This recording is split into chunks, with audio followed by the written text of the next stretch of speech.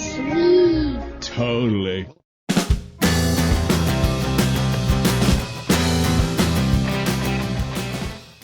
Hello everybody, welcome back to my channel. Welcome to my channel if this is your first time here. If it is your first time here, please feel free to have a look around, see if there's any of the other videos that you like, and please subscribe if you like them. So, it's International Women's Day today, and I wanted to do a video that related to that honoured that important event. And I thought it would be nice to focus on one particular author. So she's a relatively new discovery for me. So I've read my first book by her a couple of years ago, and I really like what she does. I think she's a really interesting, fascinating author. And she's got a new collection out at the moment of short stories that I want to get. But in this video, I'll tell you a bit about her, and then I'm going to talk about these two books. So the author is Hiromi Kawakami, and I'm going to talk about Strange Weather in Tokyo and Nakano Thrift Shop. So, Hiromi Kawakami. So she is 66 years old. She's born in Tokyo in 1958, and she studied biology in university, and then her first interaction with publishing was actually when she edited a science fiction magazine, which was called NW-SF. It was a Japanese science fiction magazine, and she was an editor there for a while. And then she taught science at middle school and at senior school as well. So she's got this sort of interesting background as far as what might lead to her strange stories. Not all of her stuff is that strange, actually. These two books aren't particularly strange, but she does write sort of magical realism kind of material in some of the stuff she writes.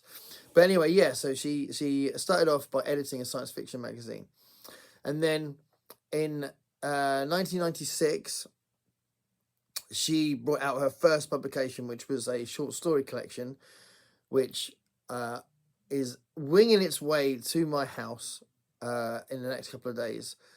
So that's something I haven't read yet, but yeah, that was the first thing she brought out, and that was in 1996. And in 2001, she brought out Strange Weather in Tokyo,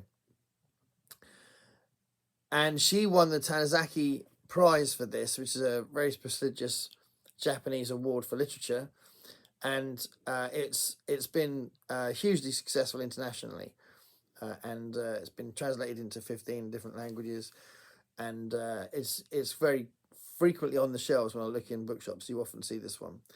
And it's a really, really interesting book, and definitely recommend it. It was one of my favourite books I read that year, which was, I think it was 2 years ago I read it. And basically, it's an unusual romantic story. So it plays out between May and December in a particular year in Tokyo, where a woman in her 30s,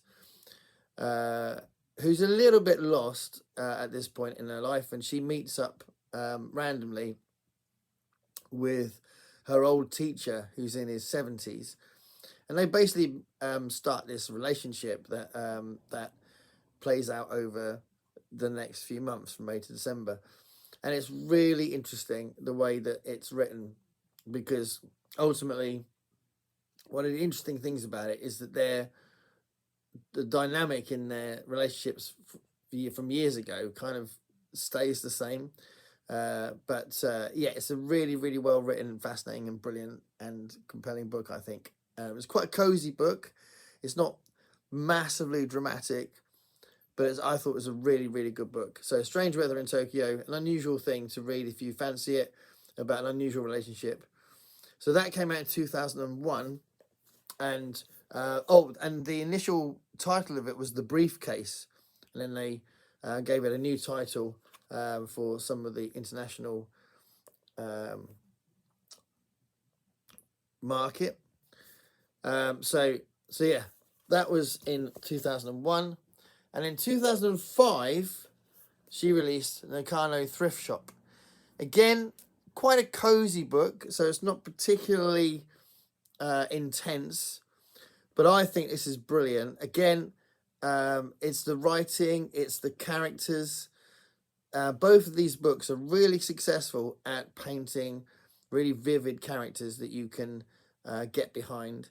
And this has got more characters in it, because pretty much Strange Weather in Tokyo was just about 2 characters. This is about 6 characters, 3 main characters and a few subsidiary characters, and it's all revolving around a bric-a-brac shop that's owned by Mr. Nakano. And this young girl starts working there, and it's about her relationships as it's almost like a coming of age in some ways. It spans over a few years, but it's more just, it's not really necessarily about that as a focus, because there's different elements to the relationships that are in the book, and different changes that happen for the other characters in there as well. And there's a kind of a delight in the shop as well. So the actual shop has a character to it as well, I think. And it's a really, and especially if you've worked in shops, I think you relate to it.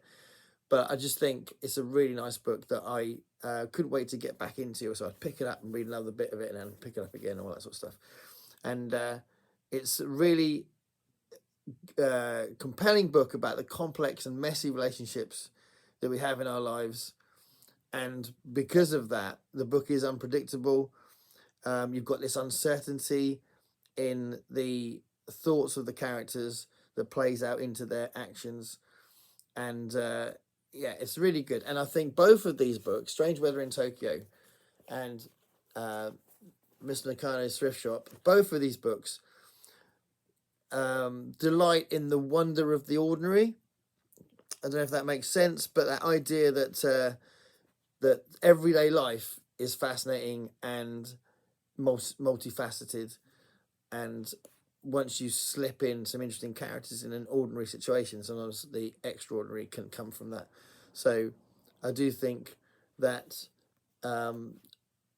these 2 books are really, really good, kind of slight dramas, if you like. You know, they're not really intense, as I said, but they're really good character pieces. So Strange Weather in Tokyo and the Nakano Thrift Shop, really recommend these books.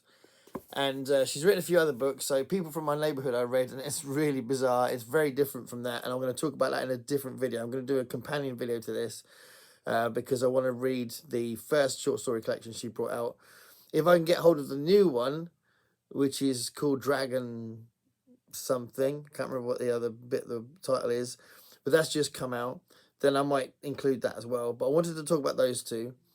And there's also the 10 Loves of Mr. Nishino, I think it's called, which I do have, but I haven't read that one yet. But those 2 I really, really would recommend. I think they're really good books and quite unusual, I think. There is a little bit of a trend at the moment for cozy dramas set in bookshops or set in shops. So in some ways you might think, well, this is a little bit of a phase at the moment, but I just think it's really well written and would definitely recommend it. So Hiromi Kawakami, if you don't know her stuff, definitely look out for it. Put your radar up, get something out of the library, and try her out. I think she's brilliant, and I thought it'd be nice to honour her as an example. Great female authors, and for a very important event. So happy International Women's Day, everybody, and go check her out. Thanks for watching. Stay curious, everybody.